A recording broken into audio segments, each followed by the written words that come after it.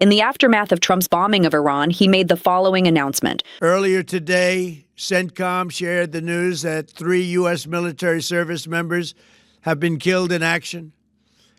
As one nation, we grieve for the true American patriots who have made the ultimate sacrifice for our nation, even as we continue the righteous mission for which they gave their lives. We pray for the full recovery of the wounded and send our immense love and eternal gratitude to the families of the fallen. And sadly, there will likely be more. Before it ends, that's the way it is. Likely be more, but we'll do everything possible where that won't be the case. Quote, there will likely be more before it ends. That's the way it is. Likely be more. First of all, I know that this cartoon is making its rounds. Maybe you can tell why. Some of you may die, but it's a sacrifice I am willing to make.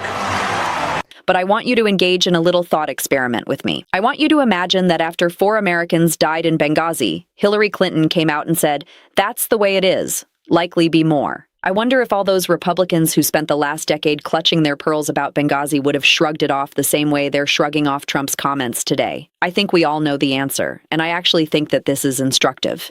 Not just because it puts on full display the disparity between the media ecosystems on the right and left, where Republicans literally dined off of 4 dead Americans for almost a decade. And yet, when 3 Americans died needlessly because Donald the Dove decided to engage in yet another Middle Eastern war, it comes and goes like a fart in a hurricane. The left simply does not exploit death and tragedy the way the right is built to do exactly that to an unfathomable degree.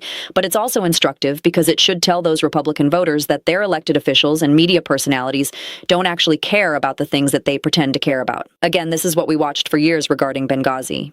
If there was anyone other than Hillary Clinton, they would be in jail right now. Nobody is above the law, not even Hillary Clinton, even though she thinks she is. Mishandling classified information is still a violation of the Espionage Act. When you have the Clinton emails, on top of the fact that the sitting president of the United States admitted he had documents in his garage, they didn't prosecute, they didn't go after these folks. I think if you did it, if I did it, if somebody else did it, it would be a big deal, but she gets away with a lot of things. She gets away with things like this, and I'll be honest, the whole Benghazi thing, Sean, you talk about it and a lot of the Fox people talk about it, but outside of Fox, Benghazi has never... And yet now, nothing.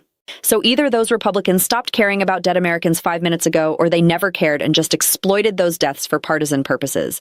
And it doesn't get more disgusting than that. Watching these Republican officials and media personalities use dead Americans as a cudgel against the Democrats. And yet, when a Republican president is responsible for dead Americans, they can't even be bothered to utter a single complaint. Other than, of course, there will likely be more before it ends. Yes, the paragon of empathy. And let's be clear, the fish rots from the head, which is why Trump's acolytes are repeating Trump's tone-deaf acceptance of dead Americans. His UN ambassador, Mike Walls, took to Twitter writing, "Freedom is never free," with an American flag emoji. That's it. A basic platitude about freedom, a little emoji, and then call it a day. No demand for hearings, no 24-hour news cycle meltdowns. In fact, it is the opposite. We get jingoism, like it's a badge of honor. Like it's a badge of honor for Americans to die because a guy who was elected with a mandate for peace decided to bomb another Middle Eastern country. And it's not just him. Laura Ingraham offers a simple prayer for our troops. You know how many times she tweeted about Benghazi? 20 times. But at least Laura Ingraham used words. Republican Anna Paulina Luna only managed to spare a sad face emoji. That's it. A emoji. And look, I understand that people die in war. The point is that Donald Trump entered office with a mandate not to engage in one. Don't take it from me. Take it from him. We don't want to see wars. I don't want to see wars. I was in no wars other than we finished a war with ISIS and we completed it, 100% complete. But I don't want to see wars. I think it's so horrible, so unnecessary, so costly in terms of lives and money in that order, and destroying these countries. You know, you're destroying culture. When you look at Ukraine, that would have never happened if I were president. You look at the October 7th attack on Israel, it would have never happened. I'm not going to start a war. I'm going to stop wars.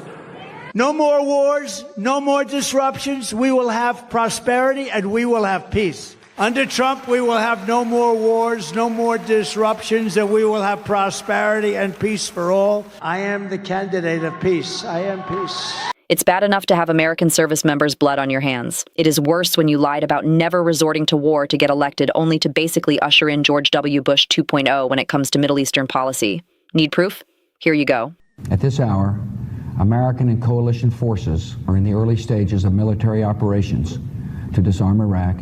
A short time ago, the United States military began major combat operations in Iran. My belief is we will, in fact, be greeted as liberators. To the great, proud people of Iran, I say tonight that the hour of your freedom is at hand. There will always be some uncertainty about how quickly he can acquire a nuclear weapon. But we don't want the smoking gun to be a mushroom cloud. They can never have a nuclear weapon.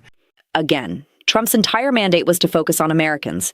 It was to make sure we are taken care of. It was to make sure we could afford life, to protect earned benefits, to lower the cost of groceries, of healthcare, of housing. And yet, what has he actually done in office? Launched a trade war that raised the cost of everything. Cut the most affordable healthcare when he gutted Medicaid for 17 million Americans and ACA subsidies for 24 million Americans. Cut food assistance to the tune of $186 billion for the hungriest Americans. Grocery prices are higher. Housing prices are higher. Rent prices are higher. Inflation is literally on the rise right now, nearly at the same point it was when Biden left office. Life is even less affordable than it was before. And yet, where is Trump spending our tax dollars? Surprise, surprise. On foreign wars in the Middle East, all the money in the world to engage in military action in Iran, in Venezuela, in Yemen, and Somalia, and Nigeria, and Syria, and Iraq. How that helps a regular family in 4 of South Dakota, I have no idea. And I'd venture to guess that that family doesn't know either. The reality is that Trump doesn't care about his voters. That's why they get nothing that was promised. He cares about himself. He cares about his family business. He cares about his legacy. That's why he gets a ballroom while your SNAP benefits get cut. Trump is in office to help one person and one person only, and that is the guy he sees when he looks in the mirror. And every single Republican is allowing it. When you vote the GOP into power, they have no concern for the people who put them there and instead engage in the most corrupt system of governments we ever seen. Something to consider when it comes time to vote just a few months from now. Before you go, if you enjoyed this content and you want to see more and support independent media, please subscribe to this channel. This is Sophie Bennett. Thanks for watching.